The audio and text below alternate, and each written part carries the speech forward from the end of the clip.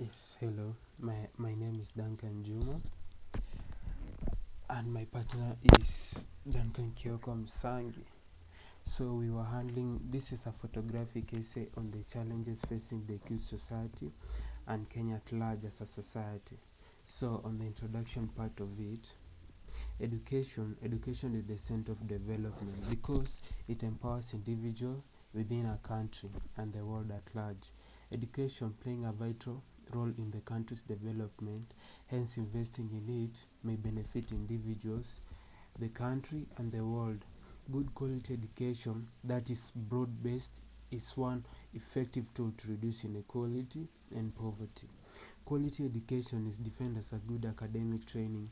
This is based on sound knowledge, transfer, and good learning environment, and a good relationship between the teaching and the research. So, in the provision of this quality education, colleges in Kenya have experienced so many challenges that we are about to discuss in this article. The issue of relevance of university education has been dealt in many forums. However, there still remains some aspects that have not been addressed, rather have not been taken seriously by various institutions of learning. In conclusion, this paper contains that a quite number of these universities in Kenya meander like rivers in their pursuit of education because they lack proper academic pursuit of education. Because they lack proper academic guidance and proper mentors to give them the direction, to give them the direction, give them the direction, yeah, to give them the direction in the education pursuit. In my view, what matters and indeed what is useful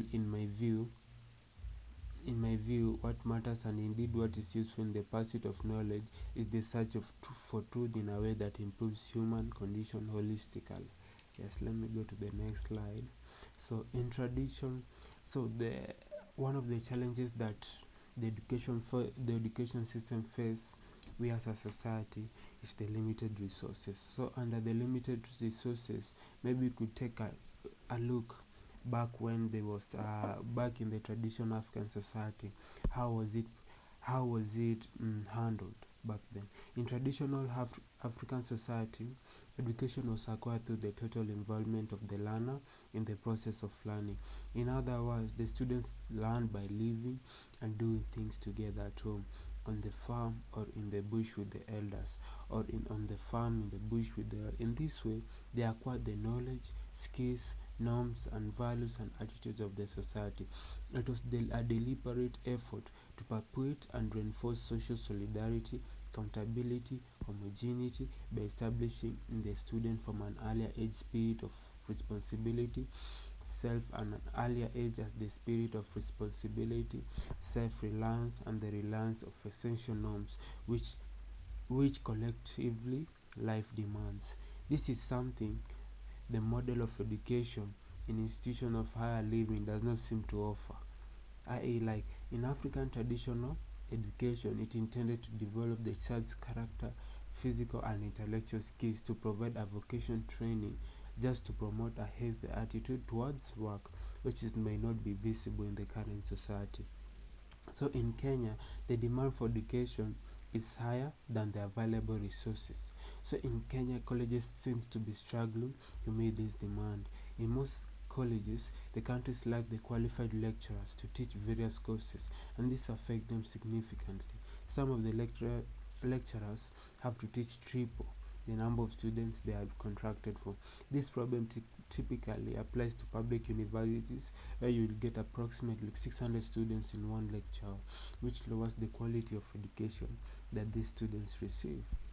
Yeah, the other problem is in online learning. So when we find to we are most of our institutions they're becoming more we are advancing to an age in which we becoming more literate in things that matters like online. So you felt that most institutions, yeah, merging how will I put this, when they change from physical, from the old privileged times to the new times, it becomes hard to recuperate this. For example, in my case, I tried to cover this.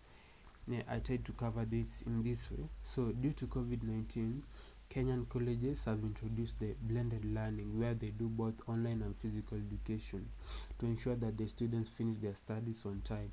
However, preparedness for online classes varies from institution to institution.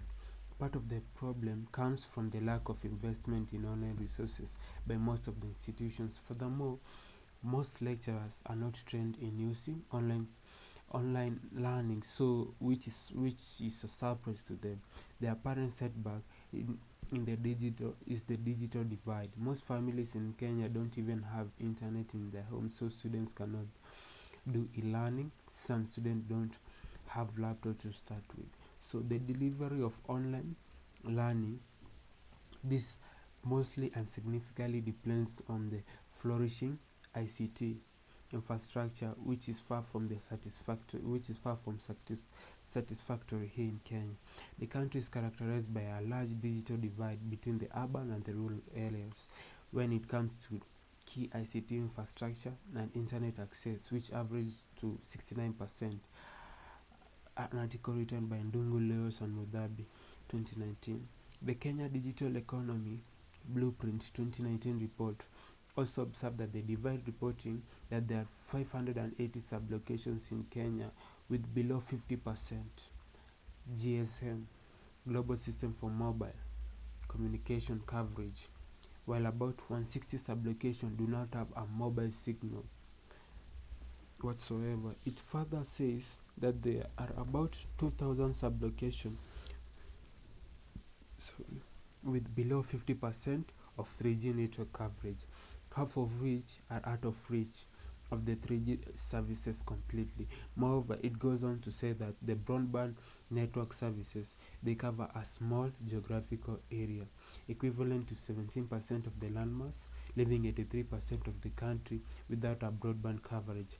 The same was noted for the fiber optic cables that equally has a landmass coverage of 70%. Yeah. So the other problem is lack of a quality learning. Lack of quality learning. Learning in colleges in Kenya has turned out to be just passing exam instead of acquiring the required skills at the workplace. Most students read when exams are near, and some even write more Kenya in quotes, and the whole course is forgotten when exams are done. Hence the shortcoming of the current university education, in particular. The paper certificate need to be corrected so as to have a system of education which is integral. What we should aim in education is what Whitehead called students who possess both culture and expert knowledge. Students who possess both culture and expert knowledge. The Whitehead 1962 issue 3. This is because the valuable intellectual development in self-development we need this is because of the valuable intellectual development in self-development. We need an education which is oriented to the real needs of the community, an education system that discourages the attitude of graduates moving from rural areas to urban centers in search of wage employment. In the recent past, the Kenyan government has spent a substantial part of the GNP, gross net product, on the education, but the contributions of the education sector to the national development have been quite minimal, which explains the irrelevance of the model of education in Kenya. Now, and in the recent past, the Minister of Higher Education has attempted to talk on the relevance of the university degree courses to the Vision 2030. Yeah. So the other problem is lack of a curriculum standardization. So students taking some courses in two different colleges are taught two different content. This challenge causes problems during job application because the two students will apply for the same job. In addition to this, there's no standardization of assessments, which leads to differences in grading and poor quality graduates. So an education system should have the essential foundations needed to make ethical decisions or to recognize unethical issues when encountered. Primary factors are necessary for the stable ethical foundation include a strong family influence that teach right and wrong from childhood, strong family influence that teach right and right and wrong from childhood, when the breadth of training, i.e. the family and the religion, is missing, it becomes very difficult for the education system to train the students in ethical decision making, since the young men and women do not know how to recognize an ethical issue. Students should be introduced to facing ethical dilemmas in the classroom or lecture room, so that they will be able to recognize an issue of right and wrong. As if this is not enough, as if this is not enough crime, the other area of great concern is on the method of teaching. These methods of teaching in some universities and setting of examination, this has been highlighted as a bone of contention for examination. Yeah.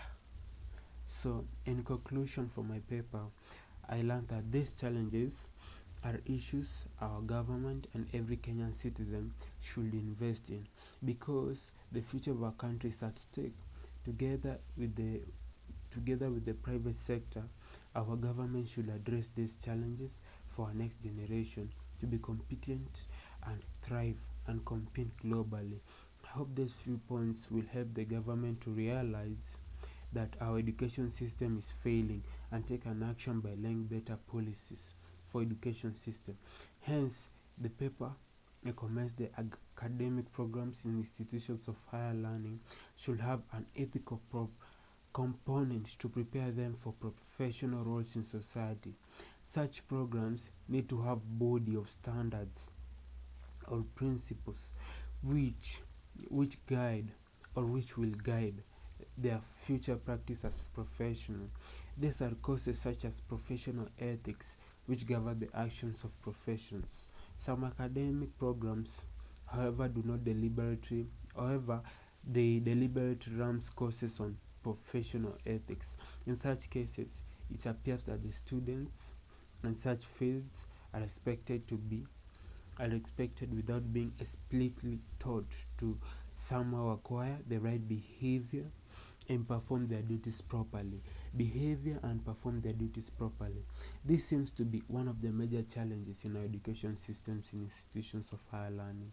To be able to address the delicate situation surrounding our current model of education in high institutions, thus we recommend the type of education offered in this institution should be founded on what John Githogo terms as, in quotes, the sure and certain foundation of a wholesome education that caters to the intellectual spirit and the social needs of mind, bond, and so I. Yeah. End of quote. Quote was written by Id to spiritual, social needs of the mind, body, and soul. Yeah. Spiritual, social needs of mind, body, and soul. Yes, Paul Mimbi. An article written by Paul Mimbi Truffle. That will be all from our group 8. Yeah, thank you for your time. Thank you.